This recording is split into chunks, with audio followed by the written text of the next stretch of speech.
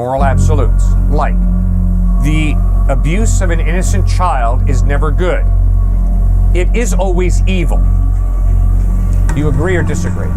I don't believe in objective morality, so and that doesn't mean I believe that all things are equal, but I won't say that in all instances for every animal or anything. For every abused child, you think it's possible for the abuse of an innocent child to be good? No, because I have my own moral system. My moral system would not facilitate me.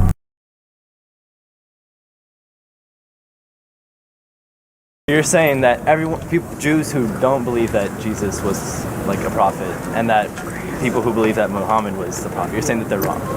That's a pretty bold statement. Okay. Sir, if the atheist speaks the truth, I am wrong. If the Muslim speaks the truth, if Muhammad spoke the truth, I am wrong. If Siddhartha Gautama Buddha spoke the truth, I am wrong. Right? Sure. Okay. If Jesus Christ spoke the truth, then I'm going to heaven, because he promised eternal life to all who trusted in him. So, sir, let's be real honest. Pardon? Do you trust Jesus? I trust Jesus. But, sir, let's be real honest. Every time anybody makes a truth claim, I don't care if you're an atheist, a Hindu, a Muslim, a Christian, a Jew, that means whatever contradicts that truth claim is wrong. So, obviously then the question becomes, who are you going to trust to tell you the truth about God? Who are you going to trust to tell you the truth about heaven? Who are you going to trust to tell you the truth about the way to heaven? And I'm standing here saying, the reason that I think it's wise to trust Jesus Christ is because the historical evidence of the way he lived, the content of his ethical teaching, Robert Coles, the psychology professor at Harvard, pointed out, all the writings on ethics over the past 2,000 years are simply footnotes to the Sermon on the Mount. Ethical brilliance in the Sermon on the Mount. And where did that come from? From Jesus. I'm saying before that. Like, you could trace ethical beliefs in Christianity to Egyptian beliefs. And yes. that you could trace to other beliefs. Yes. And I mean, you've only shown me that there's consistency within people, not within religions. And I asked my question again, why Christianity over other religions? Well, the first point is I don't put my faith in Christianity. Christianity has been used to justify the Crusades, the Inquisition, the Salem witch trials, all right? I put my faith in Jesus Christ. Christianity has been used to justify slavery in the United States. I would never put my faith in Christianity, all right? Tons of problems with Christianity. Jesus Christ is different. He's reliable. His sinless life, his amazing ethical teachings, his death on a cross forgiving his enemies, and his resurrection from the dead convinces me he's reliable. I can promise you, sir, if you die and rise from the dead, I will listen very carefully to everything you have to say. So that's why I trust Jesus. I mean, but other religions have miraculous, miracles that have happened that make them believe that. If you were a Muslim, you would be just as, convinced that Muhammad was the prophet. Just as convinced. And you'd be telling me that Muhammad is the truth and that he had the truth and not Jesus. Jesus was wrong. Everyone before Muhammad was wrong. Okay. So now you and I are going to try and be objective in our search for truth. Which means we aim towards that, I hope. I hope you're being taught here at this fine university to try and be as objective as you can. So you've given every religion an equal chance. That would be objective. I could not disagree with you more. I used to be impressed with that line of thinking. It's impossible to do what you just said. And you see, what you just said, I think, doesn't show open-mindedness. Quite to the contrary, it shows cynicism towards truth. Obviously, there's no way that any one of us can study every philosophy, every worldview, and every religion equally. That's impossible. You can try it. It's impossible. You don't have that many hours in a day to study every philosophy, every religion, every worldview. You had better look out there and say, okay, what has the ring of truth? What seems to be plausible? What seems to be reasonable? And then you better go after the options. And if someone presents you an option that's better than yours, you better be willing to change, and I better be willing to change. So, be careful of that line of thinking, because it's pretty prevalent in our culture, but it doesn't show, I don't think, a real open-mindedness. Instead, it says, and I'm not really going to try, because I can't obviously study every philosophy and every religion equally. There's no way you could do that. You only need to study two, though. Pardon? You only need to study 2. All right, what are the 2? So I'm saying everyone says that their religion's right. So you only need to study 2 religions to show that either one of them's wrong. Because you said that like, the whole contradiction thing. Yeah, good. So you bet. So I got Muslim friends. okay. Okay? So you bet. If I claim to love my Muslim friend, I better read the Quran. And I better seek to understand, why is my friend a Muslim? I've got atheist friends. So you're right. I better listen very carefully to why my friends are atheists if I claim to love them. And that's what I try and do. And so, sir, I'll tell you exactly why I'm not a Muslim. I'll tell you exactly why I'm not an atheist. I'll tell you exactly why I'm a Christian, a follower of Jesus Christ. Yeah. Because I have friends in these different belief systems. All right, I'll tell you exactly. The majority of my friends are materialists. The majority of my friends live for money. And I can promise you, sir, my friends are good at it. My friends are in Goldman Sachs, JP Morgan, Wall Street, and I promise you, sir, they are good at it. I am convinced to put your faith ultimately in materialism and making money is an incredibly empty life. Are there perks? Oh, yes, there are. Are there benefits? Yes, there are. Am I saying that money is evil? No, money's good. The Bible teaches that repeatedly. But to live for money, which is what the majority of my friends live for, wow, what a mistake. I never got your name. I'm Cliff. Cliff, good to meet you. Good to meet Cliff, you. I'm sorry, but I still don't feel that you've answered my question. All right, sorry, what's your question? Why Christianity over other religions? Because the evidence is Jesus Christ is reliable in a way that none of the options are. So Muhammad isn't reliable. Not in the same way that Jesus is, correct. I have respect for Muhammad. He taught one of his 5 pillars, give alms to the poor. I respect that highly. So I respect that part of what he taught.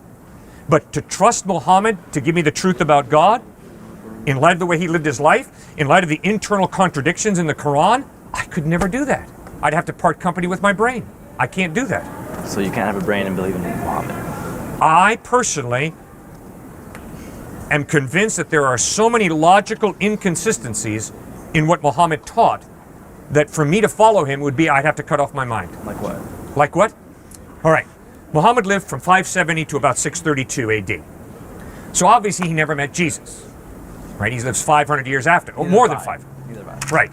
But the eyewitnesses, those who met Jesus, Matthew, Mark, John, Peter, James, insisted Jesus claimed to be God. Now, Muhammad has a great deal of respect for Jesus, but he says Jesus is just a good teacher. He denies his deity. That's impossible. That's the one option about Jesus you can't take. Because clearly Jesus claimed to be God, which means he's either a false teacher or else he is who he claimed to be.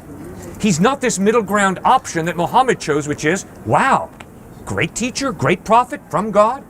No, because Jesus claimed to be God. He's either a blasphemer or else he spoke the truth. So there's an internal contradiction. It's who is Jesus? Just a good prophet, the way Muhammad taught, or God? Now, because Muhammad never met Christ, I'm not going to trust him to be my primary source of information. I'm going to go to the eyewitness. I think you would do the same. So Jesus had no contradictions in anything he ever said, and none of the Bible has any contradiction at all. I don't know. I've only read selects. Well, There's no contradiction in the Bible, 0, and in what Jesus said. You know more about it than I do. There are textual problems in the Bible. What does that mean?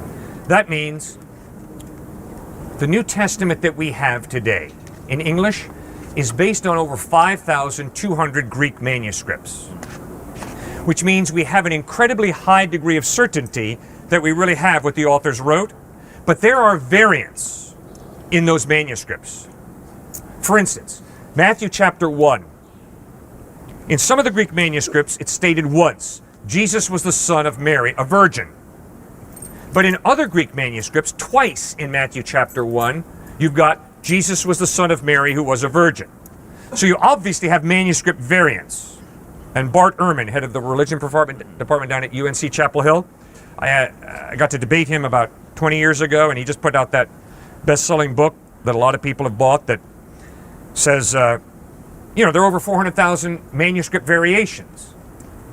But you see, the point he doesn't say is, but they are so small. They don't change anything. But there are variations in the manuscripts. So we got to be, honest about that. And so going back to my original question of why not other religions, you've just shown me that Christianity has these variants and textual problems. And so wouldn't that lead you away from Christianity? No, because there's no contradiction.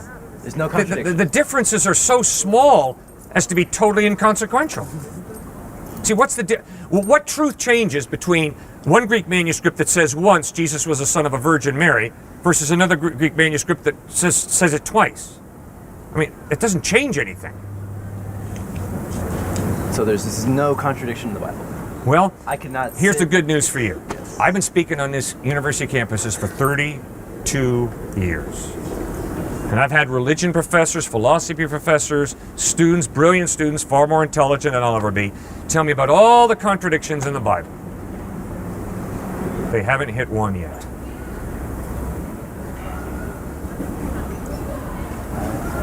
So there's no contradiction in the Bible. So just say, I want to be sure. I don't want to read the Bible today and find one that I think is a contradiction. Good. Because according to you, I'd be wrong. Okay, but good. I'd be confused. Right. But let's clarify something. I'm going to talk to my wife later tonight.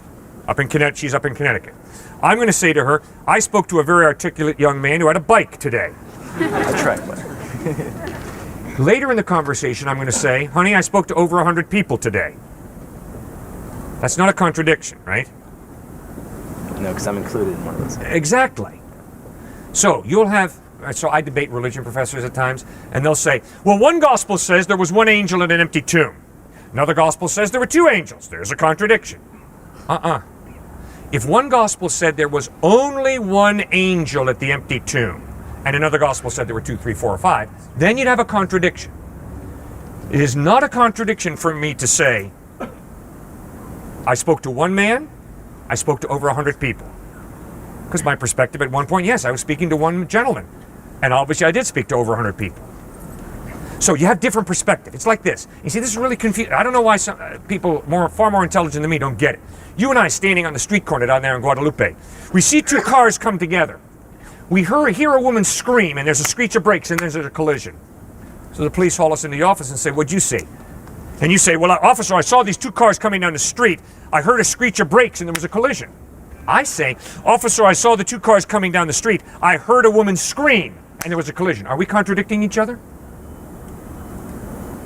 No. We're giving two different but equally valid perspectives. There was a screech of brakes, there was a woman screaming, and there was a collision. You include one detail that I don't include, I include one detail you don't include. It's not a contradiction. So yes, sir, you have that in the Gospels. You have different perspectives on Jesus. So it's not as clean cut as you made it seem at first. I guess I would argue it is clean cut.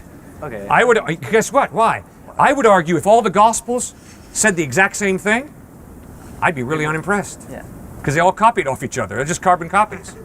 And I wouldn't be very impressed. I love the fact that there are differences in the Gospels, different perspectives. That's what I want when I'm studying history. I want different perspectives. And I love how energetic you are and how passionate you're about this. But I feel like a Muslim would be just as passionate about his Good. beliefs. And that is why if you believe in Jesus Christ because I'm passionate, you're a fool.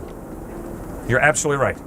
For you to believe in Jesus because I'm a passionate follower of Christ, not a good reason. Because you're absolutely right. I could be a passionate atheist, a passionate materialist, a passionate Muslim. Just because someone's passionate. See, not only that, just because someone's sincere doesn't make their belief true, right? It's a great point you bring up. If I sincerely believe in thin ice, when I walk out on that ice, what's going to happen? I'm going through, right? If it's thin. If it's thin. If I have sincere faith in thin ice, when I walk out on that thin ice, baby, I'm going through. I don't care how deep my faith is. I don't care how sincere my faith is. So what that tells me is the validity of faith is not determined by its passion or its sincerity. It's determined by the credibility of the object that you believe in. So in other words, if I have a little bit of faith in thick ice, I walk out on that thick ice, I'm cool. I'm not going through. Because the object of my faith is reliable. So you're absolutely right. For you to believe in Jesus because I'm passionate would be a foolish decision. You've got to read the New Testament gospel, study it yourself, and ask yourself, does the evidence of the way he lived, taught, died, and rose from the dead point to his credibility, or does it not? You're right. And I guess my point I was trying to make is that a Muslim would say that they're consistent and that they're more credible than Christianity. Good. And that's why you got to read the Quran. Any religion Exactly. says that they're the most credible. Correct. And that's why you got to read it. You got to read it. Okay, so that's my next step. Read all the... I can't read everything. Okay, you can't. So take the ones that you think are serious options, that have some degree of credibility, and pray, Lord God, whoever you are, I want to know you. If you're there, be open, be willing, and then go look for him. Where do I start? Well, obviously you know where I'd like you to start. I'd like you to read the Gospels, not as the Word of God. Okay, you don't believe that, so forget that. Just simply read the Gospels as history. What? How do you know I don't believe that? Well, if you do, fine, but I'd be surprised based on your line of thinking so far, but if you do, great. And just read the Gospels and ask yourself, does the evidence point to them being Jesus being reliable or not? And I won't find any contradictions, of course. You'll find plenty of contradictions with your lifestyle. That's what I find. When I read... That's a personal attack on me. No, well, but except that you're right. Except I said that's true of me. Okay, we're both in the same boat. You see, I love an indefinite God, because an indefinite moral God allows me to do whatever I want to do. I am offended by a definite, authoritative God, because that means I got to change, and I don't want to change. So there's the contradiction. The contradiction between me and Jesus is, I don't want to live the kind of life he calls me to live.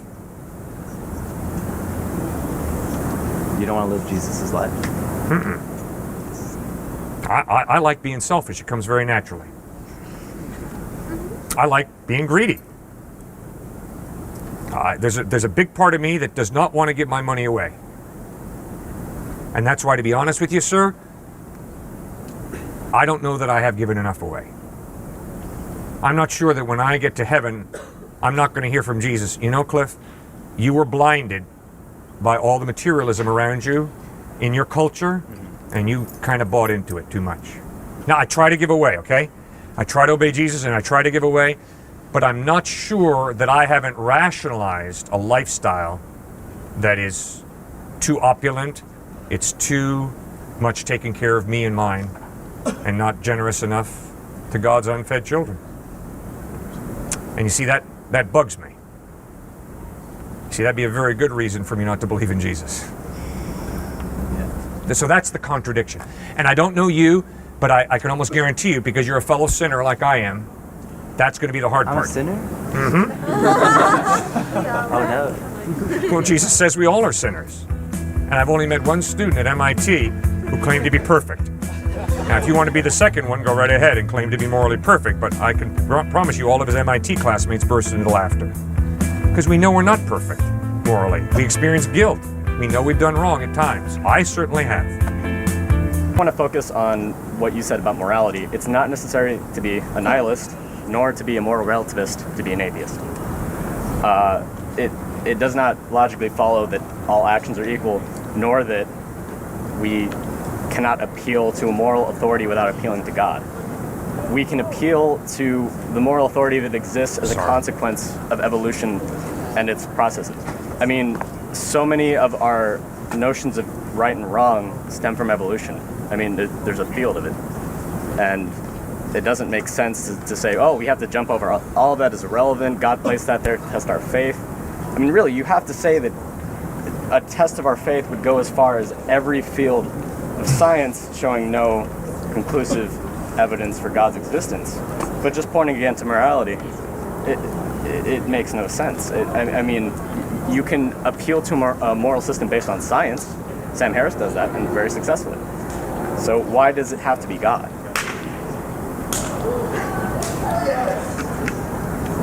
How does Sam Harris say that you can have an objective moral if there is no God? He doesn't use the term objective because that's too broad. But so it's subjective. As humans, we can say it's something close enough to objective that we can use this as a basis. And one of the bases is suffering. Suffering is a pretty good way to measure how we should act morally.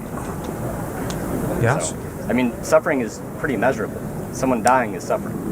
It doesn't have to go into an existentialist or, completely philosophical argument. for you to argue about what's moral and what's immoral. Like, one of the tools you use is examining suffering. Okay, so what does suffering tell you is good, and what does suffering tell you is evil? Well, evolutionarily, we're rewarded for not causing suffering to our brothers and sisters, for people close to us genetically. It's something we've been rewarded for, which has followed through. It's followed for so long because it's evolutionarily beneficial for us to do that. And now, I'm not a moral relativist. I don't believe that means that all actions done outside the sphere of humanity become equal. That's not the case. But we do have a metric to use, and that metric is thousands of years of the evolutionary process, what's worked best for us. And one of the things that's worked best for us is not allowing massive suffering in our own species. You don't have to dictate outside of that because we're dealing with human affairs. So then your morality is based on majority opinion. How is it based on majority opinion? Us, we've agreed, we've reached the place evolutionarily, we're at the level of the evolutionary ladder where we've agreed that this is right and this is wrong. Isn't that what you're saying?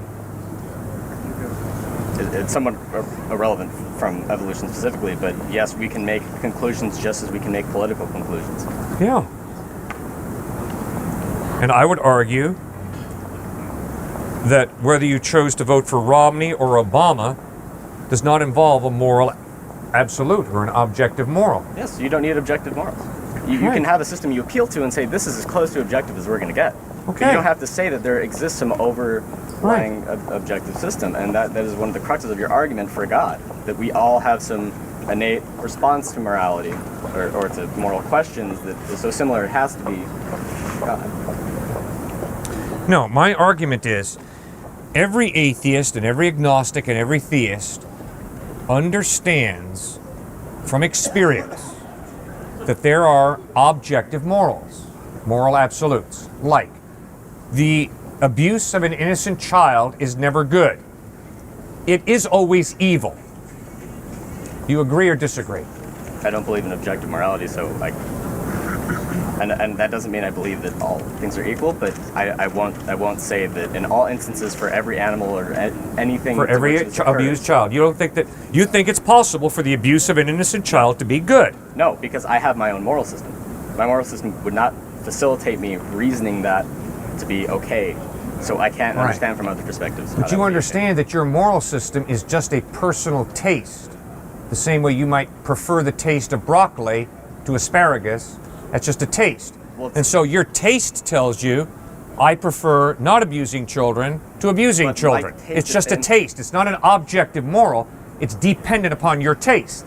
But like a taste, it's dependent on, it is the result of processes of evolution. There's a reason that we don't appreciate people abusing children, because that hurts the survival of our species, and we are not rewarded by doing that. I mean, it's another reason that we discourage homosexuality and why it's so pervasive in religious literature. Yes. That doesn't facilitate the continued existence of our species. So, but if I enjoy abusing handicapped kids because I think it's best to wipe them out because they are a drain on the few natural resources that we have. System that doesn't work. Because your system. But if that's my system, you're not going to tell me I'm wrong, are you? I'm going to say your morals are really messed up. Ooh, you are being one arrogant twit. Because your moral system is based on you. And you are putting yourself in a position of superiority, and you're saying that your subjective moral system is superior to my subjective moral system. Who on this planet does not say precisely that? Exactly. Because you can't live it out, your subjective moral system. You can't live it out. You know very, very well that the abuse of an innocent child is never good. It is always evil. Objectively evil. But that's not the case. There's no. Yes, it is the case. Objectively, in every single case. In every single case, the opposite. You live your life as if the abuse of an innocent child is wrong. I just asked you, if my system of ethics says that to abuse handicapped children and wipe them out is good, because we just have a few natural resources, was Hitler's argument for eugenics. You wipe out handicapped people because they are a drain on your resources. You can't tell him he's objectively wrong. You can say, from my perspective, I don't agree with you, but I have to acknowledge my perspective is subjective. Adolf Hitler, opinion is subjective. It's all relative. That doesn't mean they're equally true. And it doesn't mean I have to appeal to an ultimate authority on that issue. How is your subjective opinion that abusing innocent children is being wrong? How is that true? It's...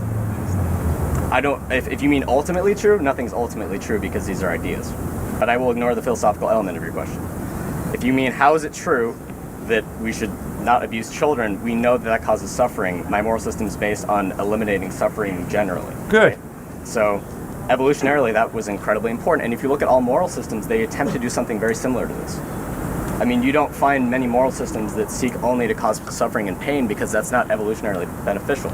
If you allow that meme or whatever genetic cause of, that meme would be to continue, then whatever that society is dies very quickly because you have to be able to be facilitative and loving and maintain the harmony in your society. But if you're going to be consistent with what you say you believe, you're going to have to acknowledge that whatever your position is on bashing gays, abortion, and abusing innocent children, the opposite is equally true. No. Yes, you do. I'm saying only by my own moral system. Yeah, but certainly you're not going to be so arrogant as to think that you are right and everybody else is wrong. That's exactly what everyone thinks. Yes. No. No, those moral relativists who are consistent moral relativists understand. My opinion is bashing gays is wrong. Other people think bashing gays is right.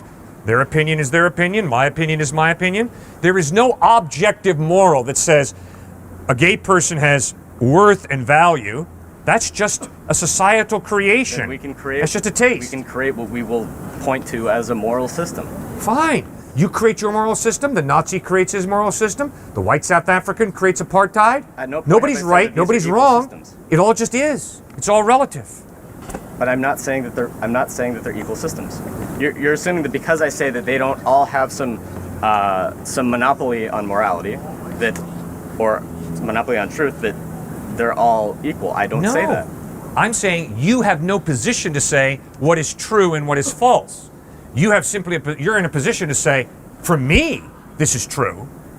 But I understand you have a different definition of truth.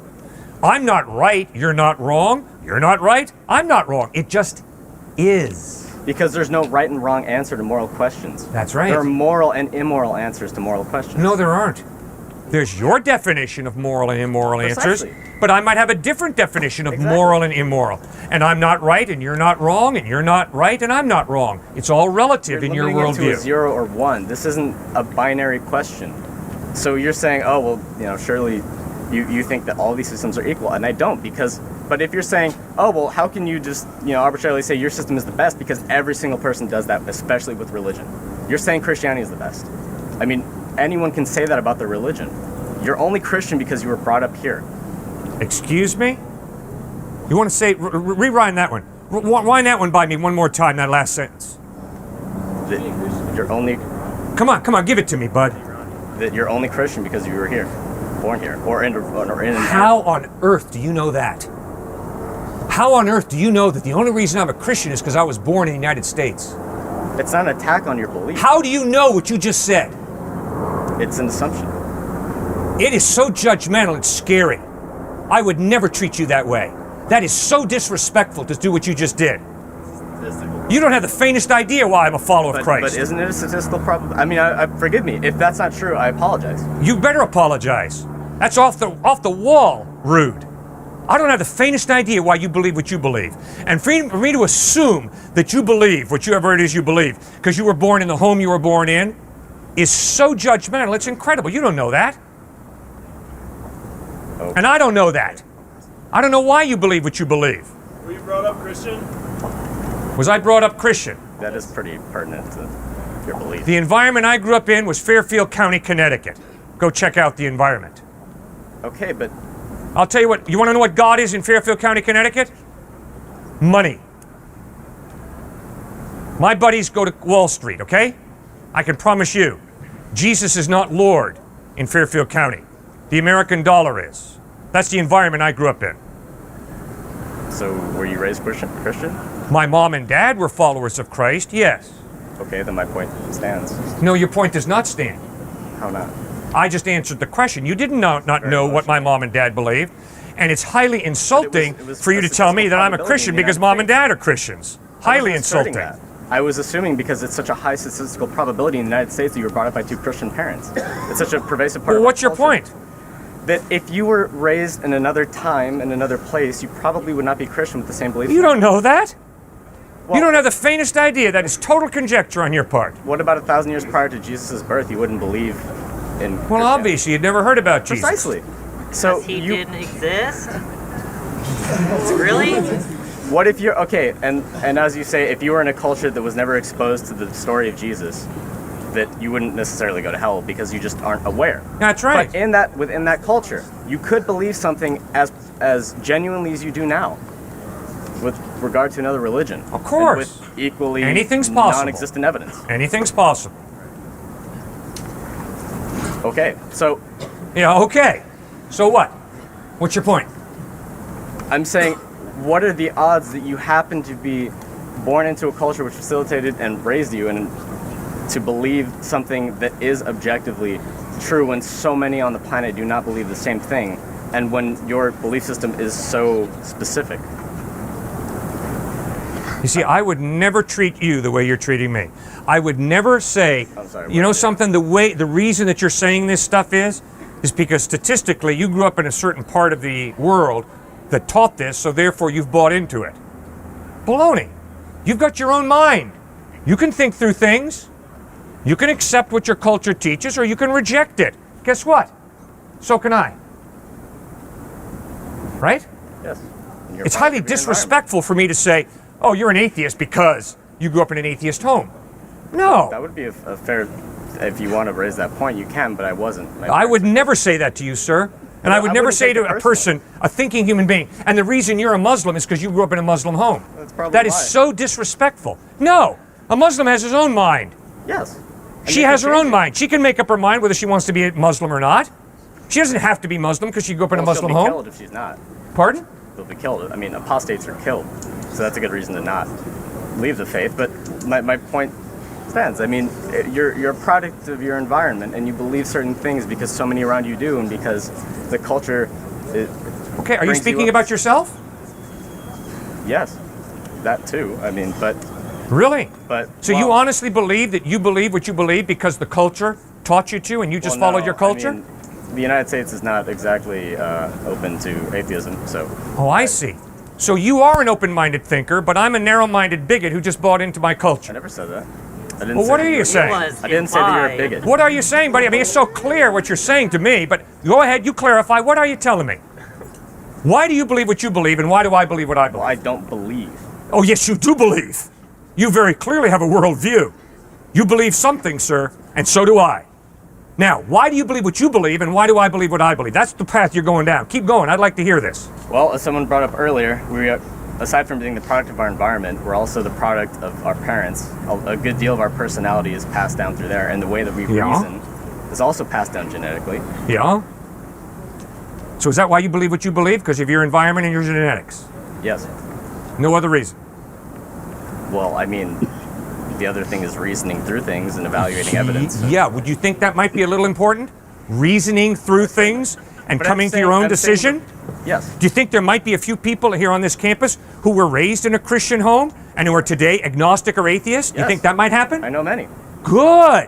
So And you know many very, could be very well Christian, that a born Christian is not atheists. necessarily a Christian just because they were born into Christian Exactly. parents, You right? could be And an Christian atheist is not from just the- an atheist because they were born in an atheist home. Yes. We have our own minds, I'm we can saying think it's through more issues, likely. and we can come to conclusions. I'm saying it's much, much more likely Why does that you that will be matter? Christian when you're Like really. brought why up does in that kind of matter? home. And I mean, it's odd to feel that by great fortune you happen to be raised in the right one without some major alteration to your personal views. Well, isn't it wonderful that you're so fortunate that you have reached the right conclusion while I've reached the wrong conclusion? Well, I'm not making claims about God, so. No, you're making other claims. And please don't act like you're not making claims. I am. Thank you. You sure are. Particularly with regard And to you're Mars. claiming that your claims are true, which means my claims are false. I have no problem with that. But I do have real problems with you liking to appear like you're totally open-minded and tolerant, whereas me, I'm some narrow-minded bigot who just bought into my culture or my mommy and daddy. I think that's very unfair and very intellectually dishonest. But I think you're taking this a little too personally. No, I think you've dug a hole and you've chosen to keep on digging. Maybe you shouldn't attack people. And I'm scared. You're the one who went on the attack, okay? And I'm trying to show you that you went on the attack, and not only did you go on the attack, but your thinking is really unfair. It's not objective. It's really prejudiced. And I don't appreciate that kind of prejudice. Okay, but can we agree that it is great chance that you happen to be in the United States and not someone growing up in a region of China, for instance, separated from the knowledge of Christ? Why does that matter? There's more Christians in China than the United States. Sir, there are going to be more followers of Christ in China than in any other nation in the world in the next 5 to 10 years. Right. It's because of conversion, sir. Yes. All right? They're exposed to that knowledge. Mao Zedong did one whale of a job suppressing the organized church. The underground church exploded. Not because the culture said, hey guys, let's all believe in Jesus. No, the culture said, you believe in Jesus, you better watch out, we're coming after you to kill you. And millions upon millions of Chinese people said, I am sorry. The evidence is Jesus Christ is Lord, and they put their faith in him. Not because mommy and daddy told them to, not because the government told them to, and not because the culture told them to. The culture and mommy and daddy and the government told them the opposite. Not everyone in their society is saying the opposite.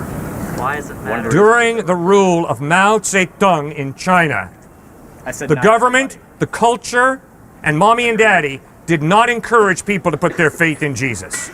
Chinese people converted by the millions to faith in Christ because they were choosing to respond to the evidence that Jesus was the truth and the Holy Spirit was working and drawing them to Christ. It's an historical fact. Don't take it from me, go check on it yourself. No, I agree with you. My point was, the majority of people stay in their religions because, not necessarily it's convenient, but because they're brought up with such an abundance of information about them. And Okay, great, fine. Read the Gospels for yourself, just like the Chinese do. And look at Jesus Christ for yourself. And ask yourself, does the evidence point to Jesus being the truth or not? Don't listen to your culture. Don't listen to me. Don't listen to some preacher or priest. Just search for God for yourself. That's the key. He loves you, man. He loves you so much, he died on a cross for you. He wants you to spend eternity with him in heaven. He really digs you, man. You owe it to yourself to check him out. Does that make sense?